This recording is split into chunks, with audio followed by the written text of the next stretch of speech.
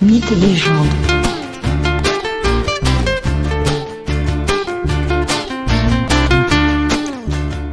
Bonjour à tous et bienvenue sur ce nouvel épisode concernant la légende arthurienne. En quelques mots, je vous reprends l'épisode précédent. Uther Pendragon, roi de Bretagne, est tombé follement amoureux de la magnifique Igerne, femme du duc de Cornouailles. Celui-ci se nomme Gorlois et il décide d'écarter son épouse Igerne de la cour en allant s'installer dans son château de Tintagel. Le château surplombe la mer qui l'entoure de toutes parts. Un isthme rocheux est le seul moyen d'accéder à Tintagel. En effet, Gorlois, le duc de Cornouailles, a bien compris que Uther avait des visées assez précises sur sa femme Igerne. Uther Pendragon comprend qu'il va être difficile d'approcher la belle Igerne. Il décide donc de demander l'aide d'un puissant magicien, le célèbre Merlin l'Enchanteur. Celui-ci lui concocte une potion qui doit lui permettre de prendre l'apparence du duc Gorlois. Uther Pendragon s'approche du château de Tintagel et attend le soir. Si jamais la potion ne marche pas très bien, mieux vaut qu'il y ait un peu d'obscurité. Alors que la lumière baisse, il boit la potion et son visage prend les traits de son duc. Uther peut ainsi rentrer sans peine dans le château, puis rejoint Igerne qui est persuadée que l'homme avec qui elle va passer la nuit est son mari. Quelques 9 mois plus tard, Igerne accouche d'un petit garçon prénommé Arthur. Et c'est Merlin qui va s'occuper de son éducation. Mais qui est donc Merlin l'Enchanteur ?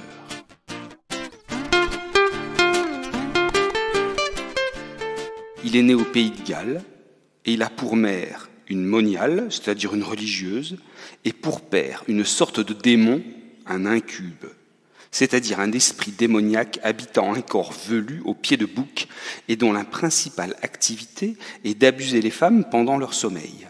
La future mère de Merlin reçoit ainsi dans la nuit la visite de l'incube pendant son sommeil. Au matin, elle comprend ce qui s'est passé, mais elle ne comprend pas comment l'incube a pu rentrer dans la pièce. La porte de la chambre est verrouillée, fermée, comme elle prend toujours soin de le faire. Et la loi de ces temps veut qu'une femme non mariée et enceinte soit punie. Ainsi, quand sa grossesse apparaît aux yeux de tous, elle est enfermée dans un cachot en attendant la naissance de l'enfant. Et à sa naissance, Merlin est recouvert de poils, à l'instar de son père. Personne ne veut l'allaiter. On laisse alors l'enfant à sa mère le temps de l'allaitement.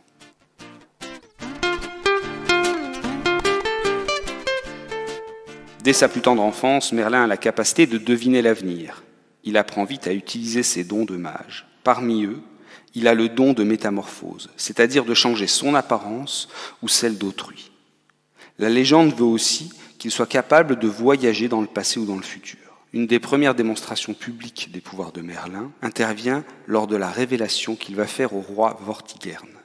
Ce dernier essaie de bâtir une tour pour se protéger des Bretons mécontents et des Saxons belliqueux.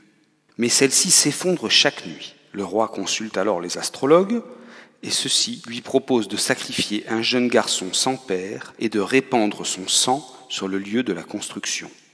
Ainsi les dieux laisseront la tour se bâtir. Le jeune garçon que l'on amène alors au roi n'est autre que Merlin. Et Merlin vient trouver le roi et lui explique ce qui se passe. 2 dragons, un rouge et un blanc, se battent sous terre. Les vibrations, les mouvements de la terre liés à ce combat détruisent la tour. Ces dragons représentent le combat des Bretons contre les Saxons. Merlin prédit la victoire des Bretons. Vortigern remercie l'enfant en ne le sacrifiant pas.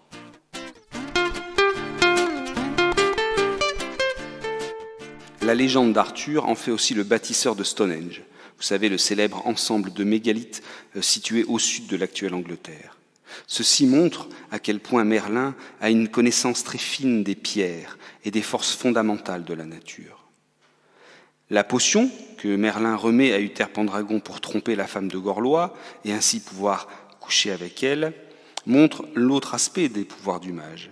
Celui-ci est un fin connaisseur dans les changements d'apparence. Une fois que la mère d'Arthur a fini de l'allaiter, Merlin enlève le nouveau-né en le sortant du château dissimulé dans une étoffe d'or. Puis il le confie à un ami pour qu'il en fasse un chevalier. Mais Merlin se demande comment prouver à tous sa nature royale. Arthur est en effet le fils d'Uther Pendragon. Mais il ne sait comment révéler à tous son destin, son royal destin. Lui vient alors une idée, installer au cœur de Londres, dans son cimetière, une grande dalle de pierre sur laquelle sera posée une enclume, au sein de laquelle sera scellée une épée. Une inscription en or sera écrite sur la dalle. Quiconque retirera cette épée de l'enclume sera de plein droit le roi de toute l'Angleterre. Merlin place donc secrètement l'ensemble lors de grandes joutes qui fêtent le début de la nouvelle année. Arthur a alors 15 ans et il accompagne son grand frère adoptif. Or, avant un combat, celui-ci s'aperçoit qu'il a oublié son épée. Il demande donc à Arthur de filer la récupérer à la maison. Arthur court mais trouve porte close. Le cimetière est proche. Il connaît l'existence de cette fameuse épée fichée dans l'enclume, puisque de nombreux participants au tournoi ont déjà tenté leur chance ces derniers jours. Ils ont tenté de retirer l'épée et de devenir roi. Le jeune homme de 15 ans s'approche, se saisit de l'épée, et d'un geste puissant et ample, Arthur la retire de l'enclume, puis la porte à son frère adoptif. Mais dans un premier temps, ce dernier, le frère adoptif d'Arthur, se fait passer pour celui qui a réussi l'exploit.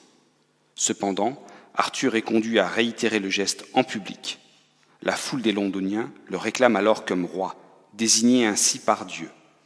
Merlin a réussi un nouveau tour de passe-passe. Merlin est donc un très puissant magicien.